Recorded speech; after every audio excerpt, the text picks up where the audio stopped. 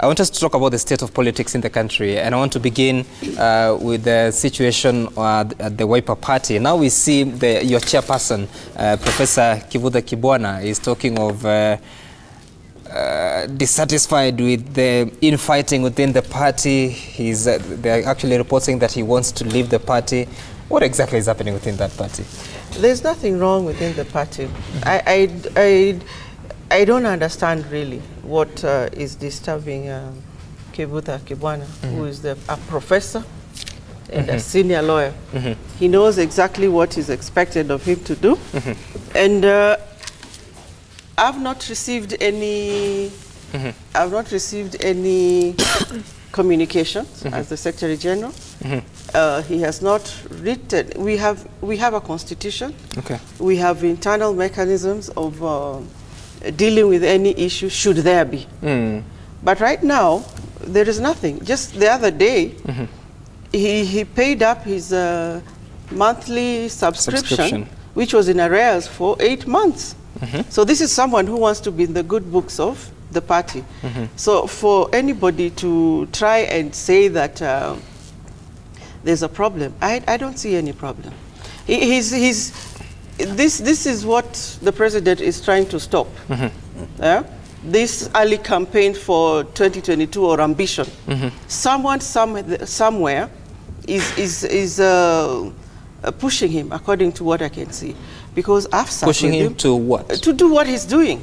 I don't think it's his own volition, because he knows the right channel. He's the chairman. He can call for a meeting if there's a problem in what, or he wants to discuss. It doesn't have to be a problem. But has he called a meeting? Yes. Never ever. He has the powers. He's not shown that he's disgranted anything. There's no communication. I don't have it. I've not read.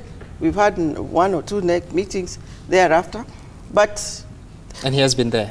No, he hasn't come lately. But I'm saying, so if he had chairing those meetings? God, we have many people who can chair. The seat is not vacant. He has the chair, and there are 3 other vice chairs. We have the party leader and 2 other deputy party leaders. And our constitution allows us, even if none of them are there, within the next someone can be appointed, and we move on with our deliberations. Okay. So these are just, someone is dancing to the gallery, and I don't know for who. So when you look at this, before I bring in Mheshimiwa Kirwa, when you look at this, the Governor Kipruto Kirwa came into the party, which year was it? 2017, I believe, early 2017. And there was an agreement between Muungano Party and the Wiper Party, and he was given direct ticket for the Wiper, to run on Wiper for Makueni governorship, and that was sealed. Then later on, after Senator David Musila left the party, now you made him an acting chairperson. Do you think the agreement between Muungano Party and Wiper Party might have been the place that you planted the seeds of discord within the party? There's no discord within the party. With who? Kipruto is only one person. If he has an issue, he knows what to do. Yeah, he knows what to do. He can try and sort it out or leave. He has the options. Muungano, you see, there are pre-election coalition agreements allowed within our legal system, political parties. That is not the only political party we agreed to work with. Okay. We have, is it CCU? This, which was led by Ovinya. Yeah, Ovinya. And there are many other. And we had COD, now with ODM and any others. And now we had NASA, and we have NASA. And even after the elections, we are allowed to enter into any coalitions. Okay. This is just one person who's being dishonest. That's what I can say. He's being dishonest. And yes, there's dishonesty in somewhere. Right. Mheshimiwa Kirwa, this is not the first time you're seeing such kind of things happening within parties. Parties are organic. They keep evolving. Things keep happening. So when you look at the situation within Wiper, what do you make of it in as far as the potential of political parties in this country are concerned? Well, it's not unique to Wiper. All political parties, they have their own share of domestic challenges. And those challenges are not necessarily informed by a clear demonstration of areas of disagreement. It is a product of our social dynamics. We've not come to issues of having disciplined party politics. Right. because political parties are not yet in a state where they can be seen to create a culture that is unique to certain political parties, informed by philosophy. Most of the parties are fashioned out as ways of somebody getting a ticket to run on. And therefore, we are still trying to build that culture, that if you belong to a certain political entity, you must comply with the rules and the norms acceptable within the borders of that political party. That's why it is not Kenya alone. Even in Africa, many parties are just temporary. And many elections are fought by different parties. The same individual transforms himself into another political entity, and he goes for elections. And without shame, he comes out of elections and he moves to another political entity. Right. So what we need to do is to encourage leaders of political parties, such as my good friend Professor and Senator here, to improve their communication. Communication may actually be the main problem. Secondly, we are still looking for each other. There are members of Jubilee that I would want to work with. There are members of NASA that I would actually be very reluctant to want to engage. And as a nation, people are still looking for each other, such that at the right time, we'll be fully engaging with people that we are comfortable with. But we've been forced by conveniences on the eve of elections to move from one entity to the other for purposes of solving certain short-term issues without thinking about the philosophy of that political entity where you want to be a member. If there is, in the first place. Yes. If there is, yeah. That's a challenge. Right. Yeah. And so, Mheshimiwa Sijeni, as you said that this is a problem of the governor himself, we saw a few weeks ago a coalition of Governor Kibwana, Governor Alfred Mutua of Machakos, and Governor Charity Ngilu of Kitui coming together, and they are saying that they want to come up with an economic sort of agreement on how to deal with the 3 counties, but also going so much against the leadership of Kalonzo Musyoka, saying that for far too long he has been at the helm, but there's so little to show for it, and that is why they are trying to offer the alternative voice and alternative leadership. Do you think your party leader is losing grip of the political party Wiper, and also the region that is Ukambani, the bedrock of this political party? First and foremost, before I answer that, let's agree there's no rift in Wiper. Wiper is intact as a party. We are going on with our business. It is only one person who's trying to make noise, dance into the gallery. I don't know what he wants in the media, because he doesn't belong. There's no political party called media. He's running to the media. He should sort out all his issues within the party.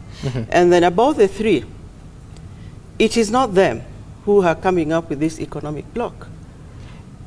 Sometime, I think in April, leaders within the Ukambani region had come together, and there was a meeting at a place called Koma. There was a Koma declaration. The chief guest was our party leader. All these were deliberations by the leaders who hail from And the 3 governors were there? They were all invited, but Kipruto was there, and he is the one who read the resolutions. Okay. Yes, he's the one who read the resolutions. Among them, the resolution was about the economic bloc coming up with this, and it was deliberated. It was a whole day issue. Everybody from all the regions, they came and decided this is what we want to do. So this is something which the members, the leaders came up with. The leadership came up with after consultations. And these consultations had been going on for a very, very long time. And that's one of the declarations then, was that they had decided His Excellency Stephen Kalonzo Musyoka was going to be their flag bearer, is the leader of the region, and they had endorsed him for 2022 if once the time comes for elections. And all these issues, so now these 3 to go alone, these are lone rangers, 3 of them, they are going alone at a corner and trying to declare that we are the people, the voice of the people within Ukambani region. But give it to them, they are the governors of those 3 counties. Yes, they're enjoying the new constitution.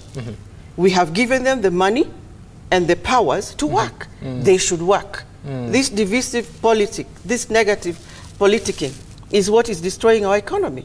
They have been given a chance to work and little money, instead of doing what they're supposed to do, now they want to go and divide the people. Why? That's wrong. That's the bad governance. Yeah, they should just do what they are supposed to do. And our party leader has done a lot. He has done a lot for Ukambani. I may not have the names of the roads which he has. And those days, you are not given money. He goes all the way looking for donors, looking for funding to start those projects. In Wote, those roads within Bakweni, Kitui started many schools. Even the water that is being enjoyed in Kitui, he did a major part of it, and he has launched so many things, and everywhere he has been going, even locally within Ukambani, not only within Kenya and internationally. So that is wrong. Okay. That is wrong. In fact, if they want to contest political ambition, let them do it. But not to say that you have done, if you get someone now wants to sit in your chair, so nobody should come and push you and say, this guy is doing useless, he's been working here. That's being uncultured, if you ask me. Sure. That they should do it properly, show what they have to do. Okay. Yes, Kalonzo is not the governor, he's not been given that kind of money, but why are they scared? If now with this new dispensation, the people want him to lead, and why can't they allow him? And he's not only a leader in Ukambani, Wiper is all over the country. Right, so finally for you, Governor Kibwana, part of his problem is that when the former vice president came out and told President Kenyatta that kuanzia sasa mimi ni mtu wa mkono wa uhuru na mtu asiniulize swali na akiniuliza ataniona atajua mimi ni nani. So those words, they sort of appear to have deflated some of the Ukambani leaders. They feel like now their leader is not standing for the things that they believe in. Should they be worried? No. Even our party leader has, even thereafter, as much as it was very unfortunate for Kibutha to start attacking our party leader when he's still grieving, he's just buried the father. And then someone is trying to misinterpret intentionally whatever you have said. It was very unkind of him. For the people to declare that he is going to, in fact, when our party leader declared that, he had consulted widely. And fortunately for me, I have been in those forums. I have been in attendance, and I had seen the consultations. Okay. And he was given the go-ahead from all over. Reach out to anybody. But the chairman appears not to have been consulted. He's the one in June, during the next meeting in June, he's the one who read the resolutions. He has been consulted. He has been going everywhere. That's why I'm telling you, it's dishonesty. It's dishonesty, dancing to someone's gallery. I do not know who he wants to impress or whatever he's up to, because he has not come to us as a group and discussed any issue. That Mtu wa Mukono was not something like he has just woken up and decided, brother, President Uhuru Kenyatta, I am with you, I am loyal, I'm working with you. That is just a statement. Okay. It was just a statement like, we have agreed to work. I am ready to serve. So is anybody ready to serve? So is Governor Kibwana still the chairperson of the party? He has not resigned. Okay. He has not resigned so far. And I want to leave it at that. And I told you, he has even paid up his dues. He's regularized. Yes.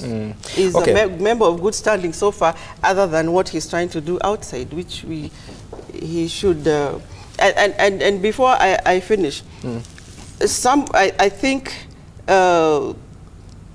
Kibwana or any other people, these people who are saying that they are not happy with this Mtu wa Mukono the statement, these are people probably who thought, they are the brokers who thought they would go and negotiate anything between Wiper or the president and our party leader. So the fact that he went directly to the negotiating table, some people are annoyed. And for us, it is good. Let's discuss everything on the table. As the chairman and as the lawyer, and a good one, if he has any issues, he would have said, this is what I want us to negotiate between Wiper and Jubilee. And he'd be saying, I have written this, I have requested for this, we have not been given a chance, but so far there's nothing. So he's happy. It's just his own bad ways of trying to campaign for 2022. Okay, all right. Mheshimiwa Kirwa, I'll give you an opportunity later on. But Yegon is saying that, yes, Kalonzo did his part, but his time has come to pass. Let him allow other capable people to take over the leadership of Ukambani. Steve is saying that Kalonzo Musyoka should now leave. I cannot read the last part of that. It is the people who decide. If they decide they still need you, they like your way. The way the party leader has brought the people of Ukambani together, he has united them. He has even made the entire country respect them as a bloc. You have seen all the votes. In fact, that's why now everybody is trying to go there and say, hey, these are solid bloc. And they always vote together. Okay. And they stay in peace. So let nobody divide the people within the Ukambani region. We don't want those bad politics that ban the country. Because now they are trying to create barriers between people who are pro and other. Everybody, that's a wiper zone. Okay. Well, I think Senator was so quiet, and I was worried that she's too quiet for a politician until you provoked her. Because she has come through in her element to defend the party leader. But let me say this. In Kenya, we have this mistaken notion that leaders are like maize, that every season you plant a leader and you harvest at the end of the year. Leadership is derived from the people, and if the people of Ukambani and the rest of Kenya still believe Kalonzo Musyoka is a leader, what reason do we have to say because he's been there longer than the rest? This is a narrative that is going to destroy this country. Some leaders in America, they become senators for 40 years. Abdoulaye Wade became the president at the age of 81, having run for 35 years for the presidency and failed. Abdoulaye Wade of Senegal. Now, Obama ran for elections and he lost. Winston Churchill tried at a lower position, he lost, and subsequently became the Prime Minister of Britain that is often quoted.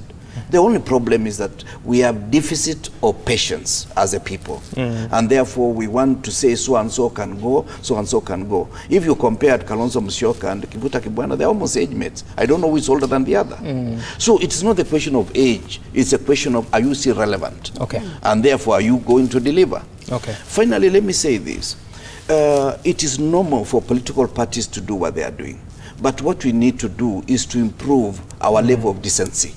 So that we engage the public with some sense of decorum, because political parties are vehicles that are supposed to harness leadership throughout the country. And therefore, when we narrow our own interest to political parties, and as if the rise of Kibwana should be the downfall of Kalonzo, the two are not the same. There are so many positions in Kenya. And the Kambas, people from Ukambani or Kamba people, can hold two national positions. And therefore, if you think the demise of your cousin makes you somehow rise, this is the poverty of our thinking, and it is the lowest position that we can hold as a nation.